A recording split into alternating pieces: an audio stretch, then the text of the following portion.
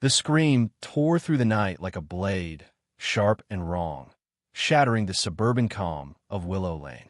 It came from my front yard, where my son, Noah, was rearranging his beloved garden gnomes under the glow of our porch light. I dropped the dish I was washing, suds splattering, and grabbed the baseball bat by the door. Heart pounding, I flung it open. 3 men in black tactical vests loomed over Noah, their flashlights pinning him like a deer. One pointed at his favorite Nomia beer drinking, middle finger flipping rebel, his voice cold as steel. "This VY OLAT's code. Remove it, or we take the kid." Noah, 12 and fearless, clutched the gnome. "It's mine." The man in a VY Aiders lunged, grabbing Noah's arm. My son yelped, twisting, and I charged, bat raised, screaming, "Let him go." But before I could swing, a voice sliced the air, low and lethal. "Release him. Now." It was Caleb, my brother, stepping from the shadows of the driveway. He hadn't called, hadn't texted, hadn't existed in our lives for 2 years. Yet there he was, gray hoodie, dusty boots, eyes like a storm about to break. The man holding Noah froze, grip faltering.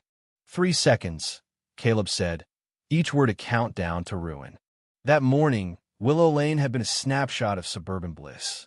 Kids biked in lazy circles, lawns gleamed, and the air smelled of fresh-cut grass. Inside, I flipped pancakes, the kitchen warm with maple and butter. Noah, my imaginative whirlwind, was outside, lost in his Saturday ritual. Since he was 10, he'd turned our front yard into a stage for his garden gnomes, each a character in his silent stories. Today's tale, he told me, was the gnome uprising. The rebel gnome, with its shades and defiant gesture, stood at the driveway's edge, facing the street like a tiny outlaw. No rules, just VY Bess. Noah had grinned, and I'd laughed, marveling at his wild streak. I'd stepped out with my coffee, watching him adjust a gnome's tiny fishing rod with surgical precision. "Careful," I teased. "The HOA might send their enforcers." He rolled his eyes. "It's just a gnome, Mom." Then I heard Ida low, deliberate rumble. A black SUV crept into the cul-de-sac. No plates, no markings, just tinted glass swallowing the sunlight. My gut twisted. 2 men stepped out, dressed like low-budget SW8 black vests, reading compliance unit. One held a clipboard. The other, a VY Aiders, had a face carved from stone. Noah waved, all innocence. "Hi." They ignored him. A VY Aiders zeroed in on the rebel gnome, sneering. "This VY OLAT's Ordinance 4.8c. Offensive fixture. Remove it now." I blinked, coffee forgotten. "It's a gnome. You're joking, right?" Clipboard thrust a paper at Mino letterhead. Just aggressive text screaming citation. Lewd gesture in public VYEW. Noncompliance means detainment. Noah stepped in front of his gnome, protective. "It's a joke. Chill." A VY Aiders snapped. Obstruction. His hand clamped onto Noah's arm, yanking him. Noah's yelp lit a fire in me. I dropped my mug, ceramic shattering, and lunged. "Let him go." But Caleb was there, his voice stopping time. "Release him. Now." A VY Aiders turned, startled but defiant. "Official business." "Step aside." Caleb tilted his head, eyes unblinking. 3 seconds. A VY Aiders sneered, reaching for a taser on his belt. "You threatening us?" Caleb's voice was ice. "You just made your 3rd mistake." It wasn't a fight. It was a demolition. Caleb moved like a phantom, stepping inside a VY Aiders reach, twisting his wrist until the taser flew into the grass. An elbow to the chest dropped the man, gasping to his knees. Clipboard lunged, fumbling for his phone, but Caleb was fast there, a leg sweep, a shove, and the man was face down, Caleb's knee pinning him. 10 seconds, 2 men neutralized, and the cul-de-sac went silent. Neighbors appeared, phones out, jaws dropped. "Mrs. Hensley across the street clutched her dog, filming. Noah ran to me, trembling but unharmed.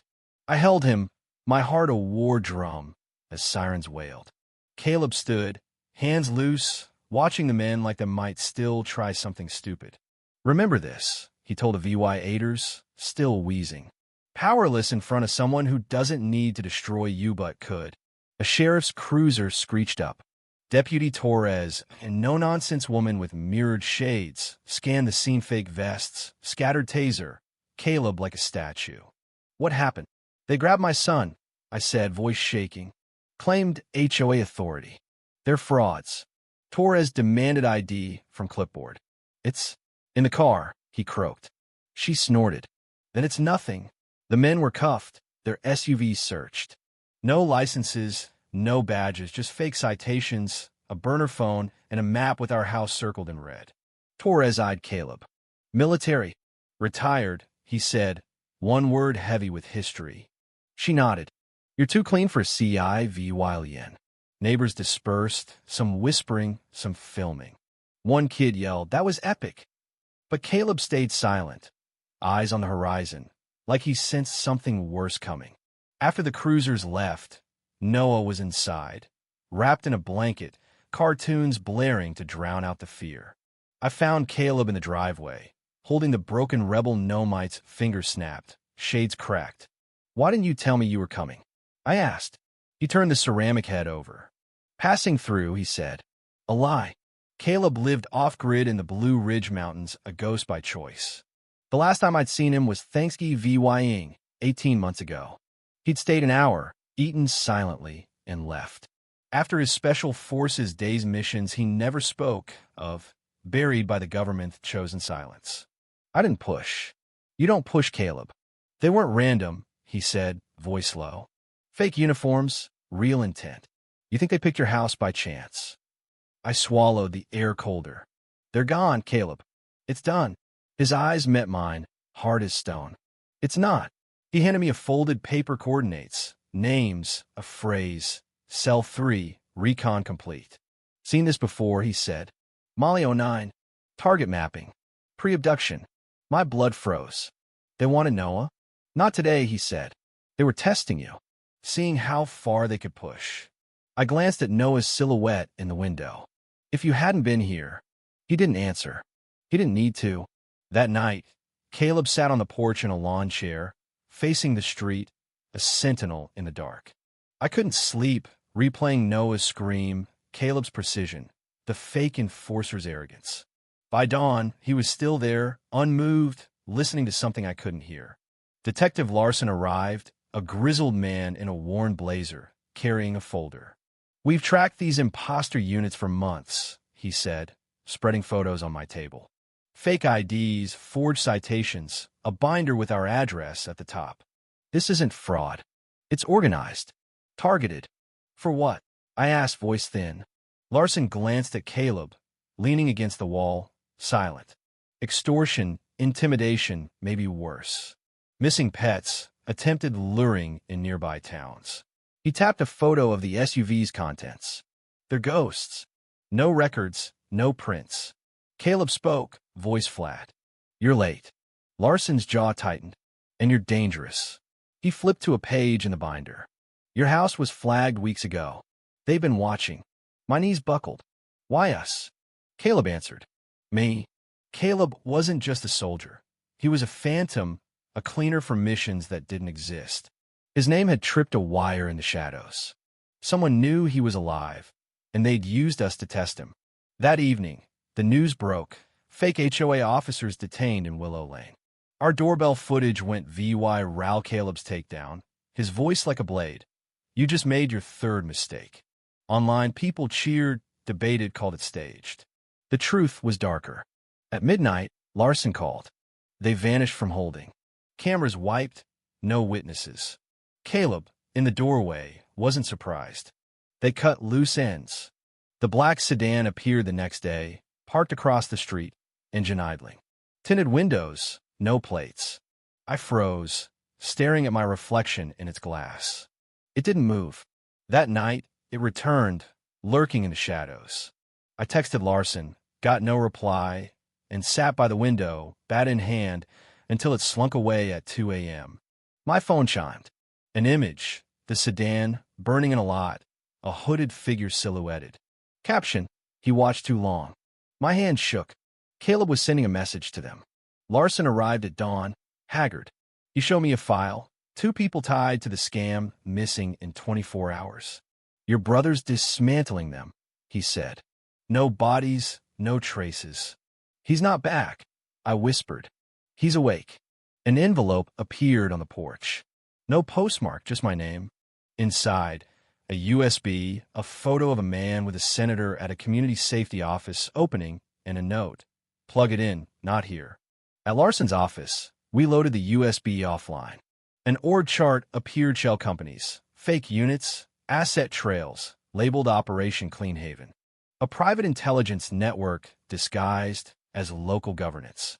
Names, donors, contractors, and under high-risk targets. Caleb Holt. Status: deceased.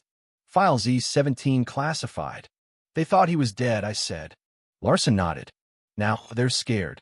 The files showed drone surveillance of our house, months old.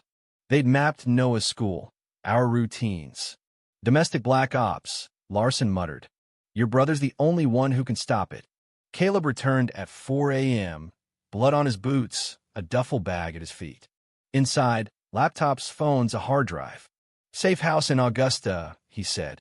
The files detailed more fake units, all linked to Simon Drake, ex-NSA, now CEO of Haven Secure, a front. Is he the top? I asked. No, Caleb said, but he's close. He'd sent Drake an ultimatum, resign or vanish. By noon, the news hit. Haven Secure CEO resigns amid scandal. No charges, no trace. Caleb wasn't satisfied. He's the face. I want the brain. He handed me a flash drive. Upload this if I'm not back by dawn. I didn't sleep, watching the street. At 5 a.m., Caleb staggered in, bleeding but alive. He tossed me a phone, unlocked, filled with emails, transfers, and VY-DAOs tied to Project Silent Fence. Their blueprint: destabilize communities, acquire data, control populations. The money trailed to a shadow: board tech giants, defense contractors, untouchables. I didn't kill anyone, Caleb said, eyes heavy. I exposed them. Larson took the files, and days later, the story broke. Nationwide fraud ring uncovered as HOAs. Arrests, lawsuits, billions frozen. But the puppet masters vanished, and so did Caleb. He left a note. If they knock, I'll hear it wherever I am. A week later, Noah was back arranging his gnomes, though the rebel was missing. He stared at the empty spot. He was the toughest, he said. I smiled. That's why they hated him. A box appeared on the porch. No markings, just a note. Fixed. Inside, the rebel gnome, repainted, shades gleaming, chipped finger adorned with a tiny gold ring. Noah gasped. He's back. We set him by the mailbox, facing the street, a tiny sentinel. That evening, Larson stopped by, eyeing the gnome. Tough little guy. Then, quieter, they're running. Your brother broke them. Alone on the porch, I saw a figure beyond the trees. Not close, just there. I raised my coffee mug. The figure nodded and melted into the dark. Caleb was out there, a shadow, and God help anyone who knocked again. If you were the one in this story, how would you react? Would you stand up and fight back, or accept the unreasonable pressure and control from the HOA? Share your thoughts in the comments below. And don't forget to subscribe, like, and share this VY-DAO with more people. Your small action gives us the motivation to keep bringing you more intense and engaging stories. Thanks for watching, and we'll see you in the next VY-DAO.